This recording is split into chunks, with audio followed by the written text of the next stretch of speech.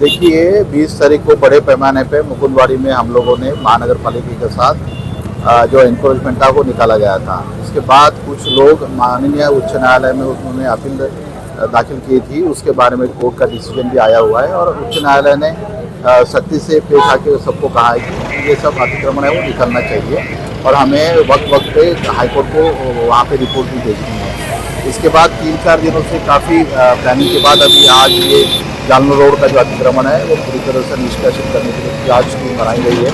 इसमें महानगर पालिका के लगभग 300 से 400 जवान हैं, पुलिस के लगभग 400 जवान हैं और अब यहाँ का अतिक्रमण है वो निकाल रहे हैं। बाकी शहर में जहाँ जहाँ पर भी अतिक्रमण होगा महानगर पालिका के उसके बारे में उनको जानकारी है। जहाँ जहाँ महानगर पालिका जाएगी उनको पुलिस की मदद लगेगी, वहाँ पे पूरी बल के साथ हमारी पुलिस फोर्स जाएगी और हम लोग कोई भी अतिक्रमण मुहिम में बाधा नहीं आने देंगे और अतिक्रमण पूरी तरह से यहाँ का शहर का निष्कासित करेंगे। सर जैसे कि अभी बहुत सारे लोगों के कहना है कि 120 फीट का जो डिस्टेंस है बनने के बाद ये होता है कि बस बिल्डिंगें गिराई जाती है, लेकिन उसके बाद में मनपा वो सड़कें बरोबर उसके ऊपर कवरेज नहीं करती है। वो महानगर पालिका उसके बारे में आगे की कार्रवाई जो भी है वो भी करेगी। ठीक, थैंक यू।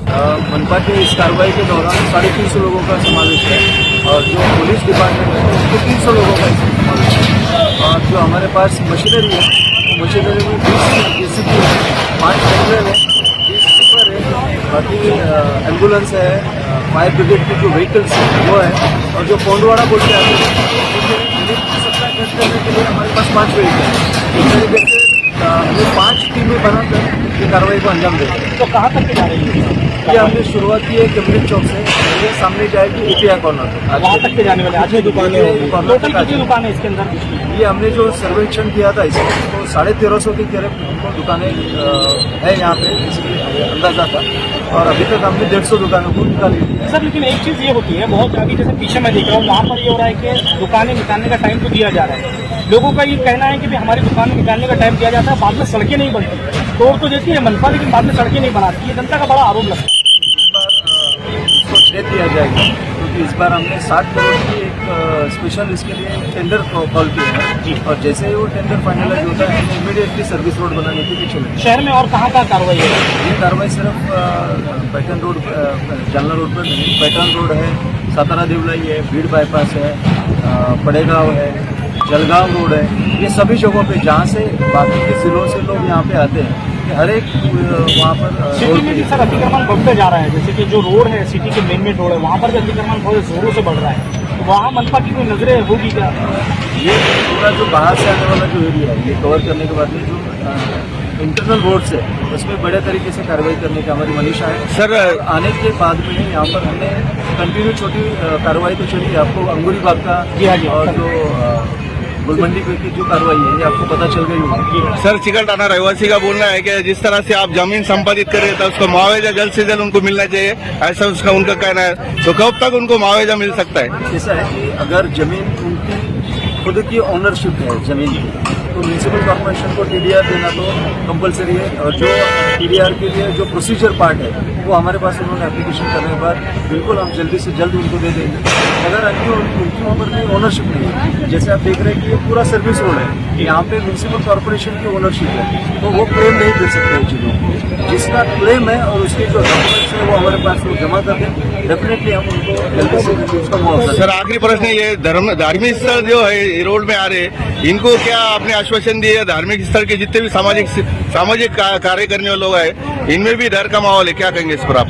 नहीं, आज हमने जो वहाँ पे मस्जिद है, मंदिर है, डॉक्टर बाबा साहब अम्बेडकर का एक स्टैचू है, महात्मा फुले जी का स्टैचू है, शिवाजी महाराज जी का स्टैचू है, तो हमने उन सभी लोगों को ये बुलाया कि उनकी जो पुतला कमेटी है, पुतला कमेटी में हमने निर्देश दिए कि वो इमीडिएटली वो पुतलों को वहाँ से हटा दिए जाए, क्योंकि अगर उसकी विटंबना होगी तो उसका अच्छा परिणाम शहर के लिए अच्छा नहीं होगा।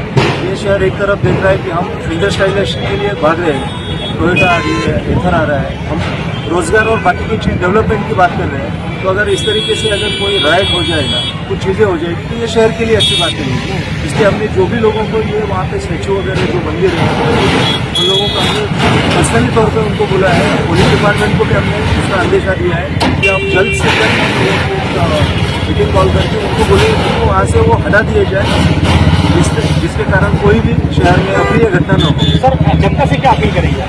जनता से अपील यही है कि शहर का जो अगले 50 साल का आपको अगर डेवलपमेंट देखना है, अगर आपको फ्री मूवमेंट देखनी है, कोई आपका एक्सीडेंट नहीं होना चाहिए, आपका कोई सगा बहुत नज़दीक का जो भी है वो परिवार का सदस्य की घटना नहीं होनी चाहिए, ये हमारी मंशा है।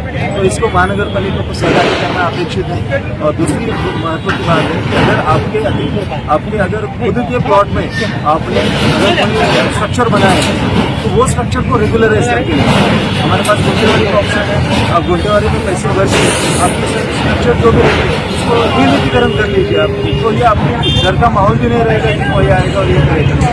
ये मेरी आपसे आपके चैनल के माध्यम से विनती है कि सभी लोगों ने आप खुद का आर्थिक नुकसान न होते हुए खुद के वहाँ से वो स्ट्रक्चर निकालें। जो भी आपके 20 मीटर के दायरे के बाहर आपकी स्थापना है, व्यावसायिक स्थापना है, घर है, उसको नियमितीकरण गुंटेवारी के माध्यम से करें, शहर के विकास में सहकार्य करें। सर वो जो